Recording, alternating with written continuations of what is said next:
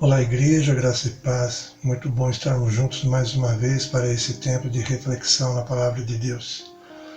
Eu quero aqui dar as boas-vindas a cada um que nos assiste nesse instante e o meu desejo, a minha oração é de que Deus abençoe a sua vida através da sua palavra. Hoje nós vamos ver a carta à igreja em Tiatira, que está em Apocalipse 2, dos versos de 18 a 29. E o verso 18 começa assim: Ao anjo da igreja de Tiatira escreva o seguinte: Esta é a mensagem do Filho de Deus, que tem os olhos que brilham como fogo e pés brilhantes como bronze polido. Jesus já se apresenta aqui, ele é o Filho de Deus. Ele faz essa apresentação justamente porque ele é aquele que estava na criação do mundo, durante a história, se tornou homem, habitou entre nós, morreu na cruz, ressuscitou, hoje está à direita do Pai. São diversos textos bíblicos que nos relatam a respeito da pessoa de Jesus como Filho de Deus. E ele mesmo disse: quem vê a mim vê ao Pai. E ele também disse que ele e o Pai somos um.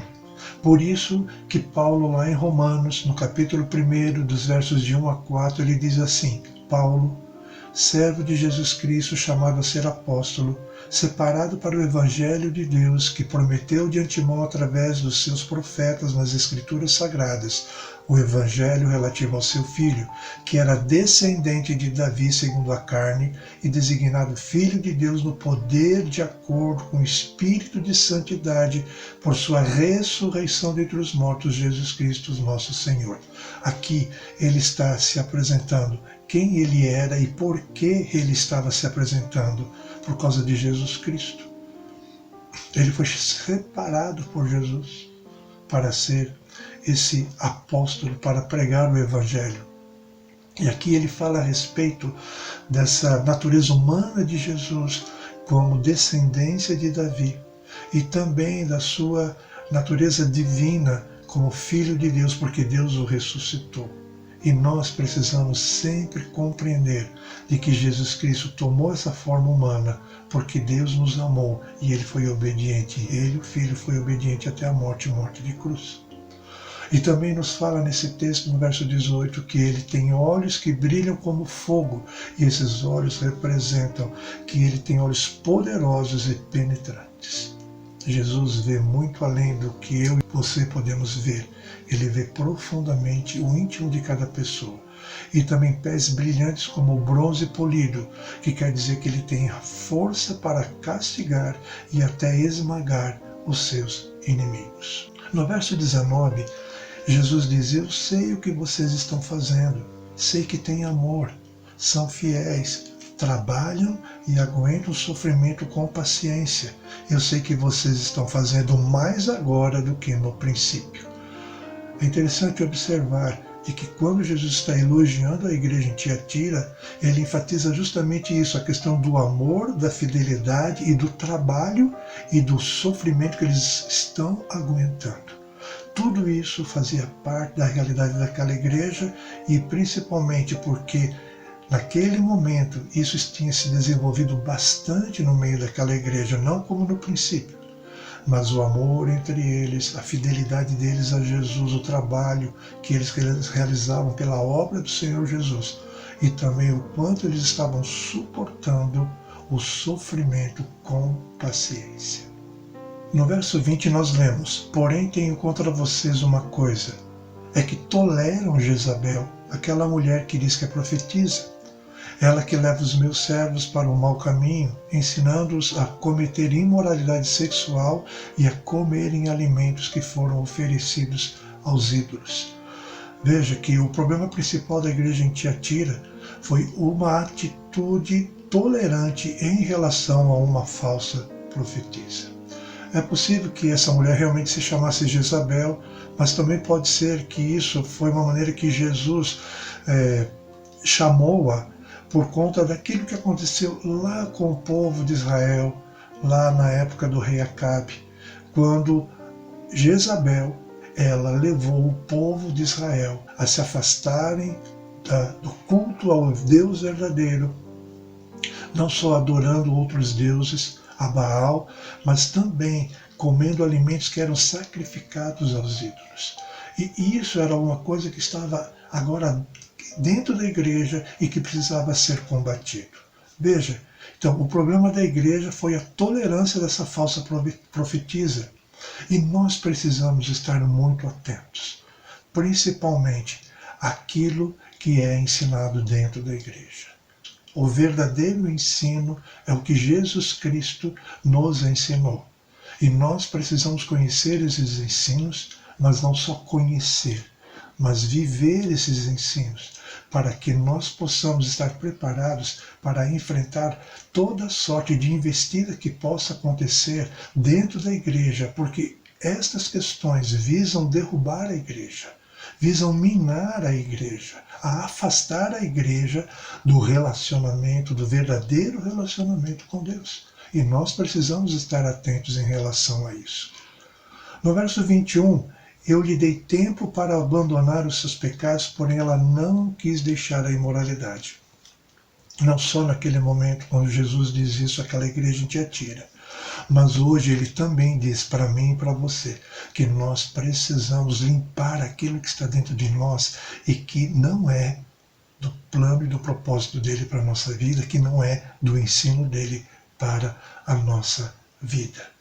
Nos versos de 26 a 28, nós vemos que aos que conseguirem a vitória e continuarem a fazer até o fim a minha vontade, eu darei a mesma autoridade que recebi do meu Pai, autoridade sobre as nações para governá-las com uma barra de ferro e quebrá-las em pedaços como se fossem potes de barro.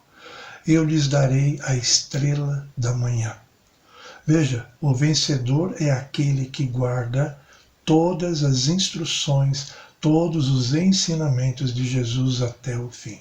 Novamente, que ele destaca a necessidade de perseverança, mesmo quando nós enfrentamos tribulações.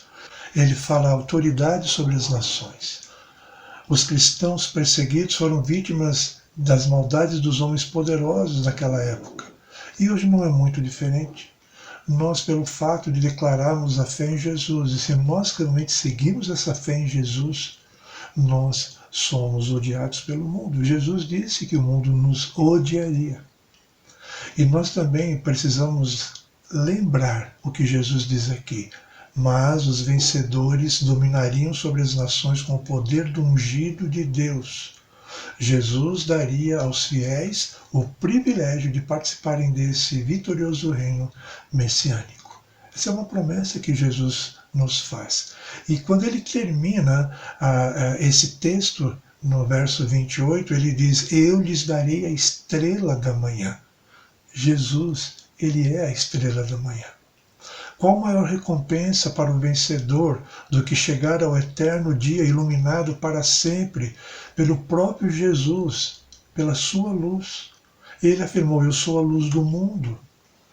Quem me segue nunca andará na escuridão, mas terá a luz da vida. Está lá em João 8,12. Então, essa é uma maravilhosa promessa de nós sermos iluminados pelo próprio Cristo, que é a luz do mundo.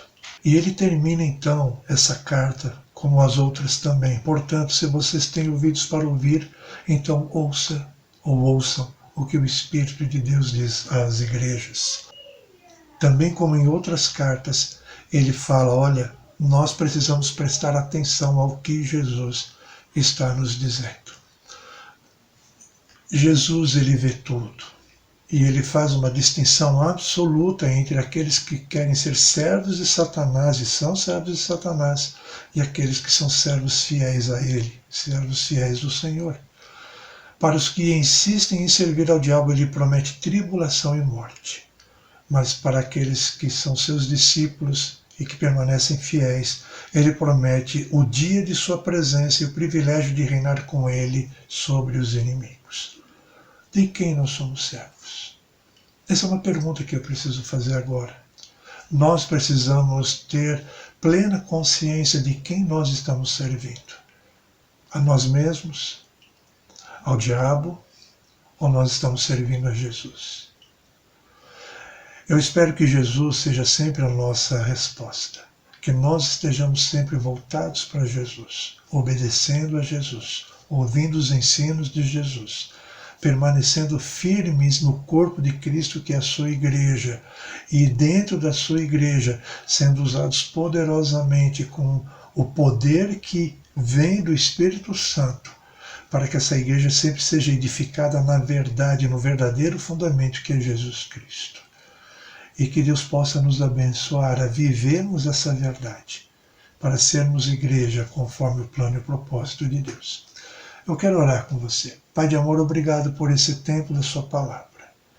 Obrigado porque nós podemos ser advertidos hoje sobre a importância de nós permanecermos firmes no Senhor Jesus Cristo, nos ensinos dele, para que a nossa vida, naquele dia quando Jesus volta, nós possamos entrar realmente na tua presença e desfrutarmos de tudo aquilo que o Senhor já nos tem prometido.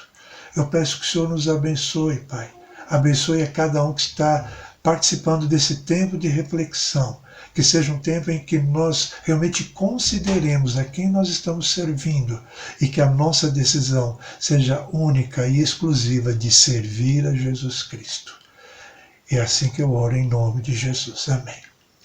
E se você que está aqui nos acompanhando não entregou a sua vida a Jesus Cristo, não confessou que Ele é o Filho de Deus, você está afastado de Deus. Você precisa reconhecer que Jesus Cristo é o Filho de Deus e se reconhecer pecador, porque pecado é tudo aquilo que está fora do plano e propósito de Deus. E se você tem o desejo de entregar a sua vida a Jesus, de seguir a Jesus Cristo, eu quero orar com você. Repita essa oração comigo.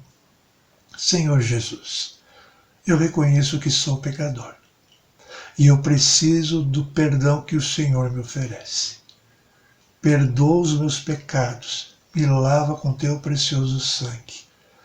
Eu quero ser agora, me tornar um filho de Deus. Essa é a minha oração em nome de Jesus. Amém.